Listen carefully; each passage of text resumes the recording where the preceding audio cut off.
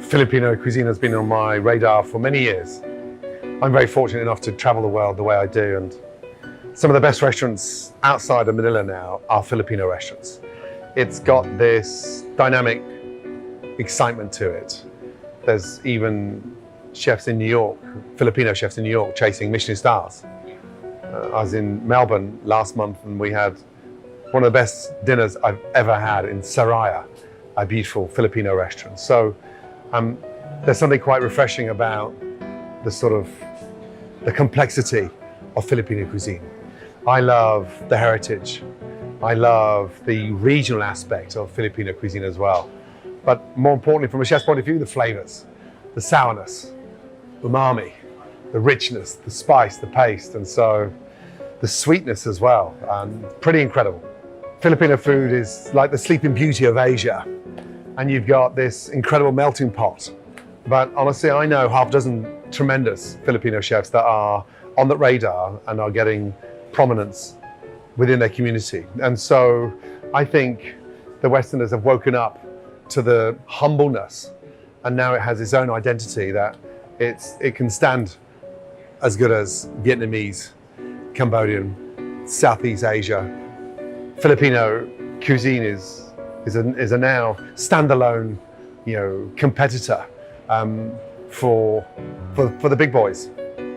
From spending time on the East Coast, the West Coast, to Europe, Filipino chefs are prominent. They're a prominent force, and I look at my young brigade here. The youngest is 17 years of age, and the eldest is 32. They're hungry. They want to develop. They want to navigate their palates around the globe. They want to use that heritage that they've grown up with through their grandmas and evolve Filipino cuisine. So yeah, one of the staples here of fish and chips is done with lapu-lapu. And so that fish for me is unique, very unique. I have a show on Disney called Uncharted where I go off and I search for this incredible sort of treasure chest of ingredients. And I hope to bring that here to the Philippines one day.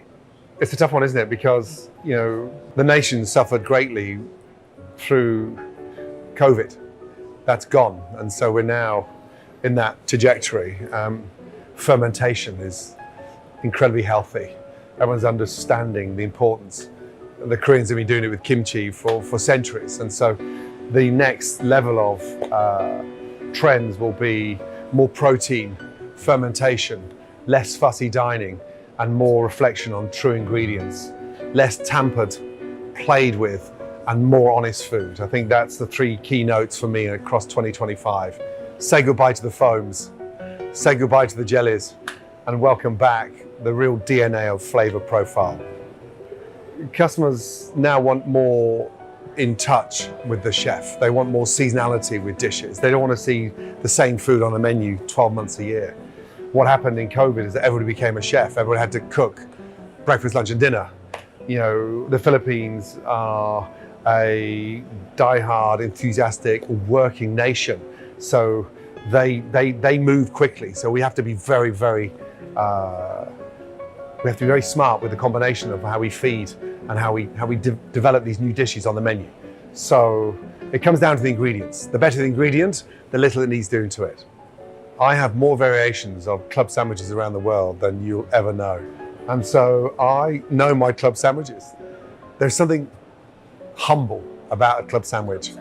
And I had a delicious one here with a Filipino take. It was spicy, the mayonnaise was spicy, and then the chicken was cooked to absolute utter perfection. So yeah, I love club sandwiches. Yeah, the one dish that takes me back every time, it would have to be a Sunday roast.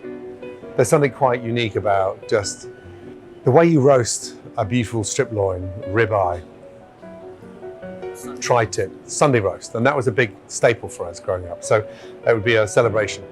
And it was done with beautiful roasted vegetables, roasted potatoes, Yorkshire puddings, and a beautiful slice of incredible roast beef.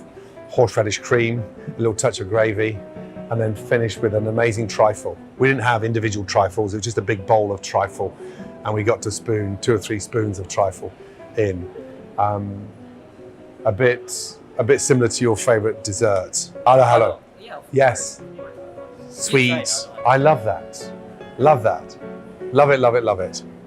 It's all the same thing. It's super sweet, it's delicious, and evaporated milk, that was how we used to make rice pudding growing up.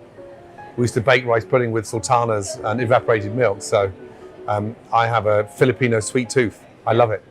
After all these years in the industry, I'm as excited today opening here in the Philippines as I was with my first restaurant. I think there's a level of responsibility on my shoulders that I need to deliver in a way that you set the bar. But more importantly, I love innovation. The talent in the kitchen here is incredible. And the incredible paths that these young chefs are taking now, mastering my techniques, is going to set them up for success in life. So yeah, I couldn't be any happier right now with the attitude of the industry. And like I said, it's been devastating for the last 5 years because of the COVID. But there's a wealth of talent here from 17 years of age right through to 32 that are the future facing of the Filipino culinary world. First of all, master your craft. Really understand what it takes to become a great chef. Don't play at it, don't tiptoe over it. Bed yourself into a really good kitchen for 2 or 3 years, put your head down, and then learn outside of your shifts, on your days off. Save up and go and eat.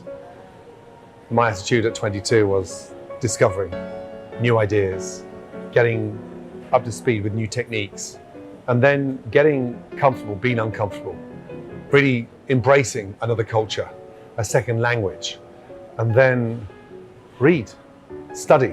There is so much exciting information on the internet today in terms of the social media platforms, the trends, the talent, the platforms. You've got every chance to push yourself forward. And it's like studying for a degree in culinary. You've got your knowledge, but learn from other people's knowledge and keep on feeding in to the machine. When you see things, open up, try things out, and don't run away from the difficult things. Attack the difficult things. It makes you a much better chef.